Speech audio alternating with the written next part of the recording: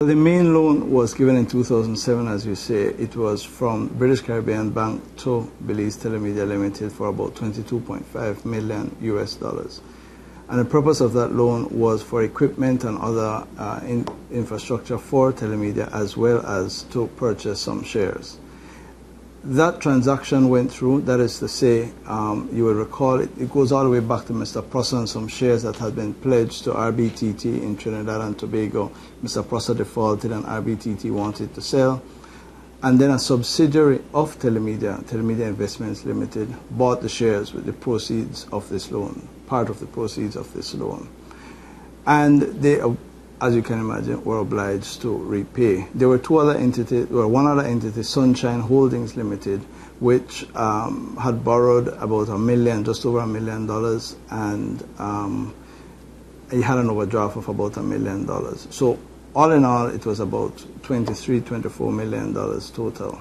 That was outstanding at the time of the nationalization. So when the nationalization occurred, the bank got in contact with the government and said, well, you have acquired this loan that we had with Telemedia and Sunshine. There is no point in doing that. We're prepared to negotiate terms for you to repay the loan.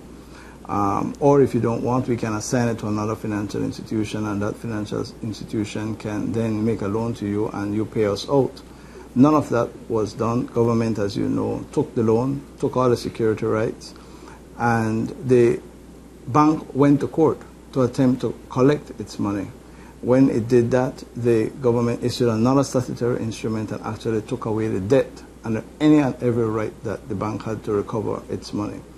Therefore, the bank commenced proceedings in 2009 in the Supreme Court in Belize, challenging the taking of its property. The bank sued, and Justice Legal said that the bank was right. No public purpose, unrelated to the nationalization. But by that time, the government had passed the 8th Amendment. And Justice Legal interpreted the 8th Amendment to say that even though the bank had won, he was barred from giving the property back to the bank. So the bank appealed that. The bank appealed that, and the Court of Appeal earlier this year handed down its decision by a majority, 2-1, saying that the taking of the bank's property was constitutional, and there was a very strong dissenting judgment that says it was unconstitutional.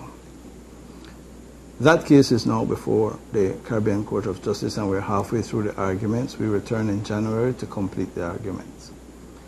Parallel to that, at the same time, the bank was entitled, because it is based in the Turks and Caicos Islands, it is entitled under the bilateral investment treaty between England and Belize to commence what is called treaty arbitration.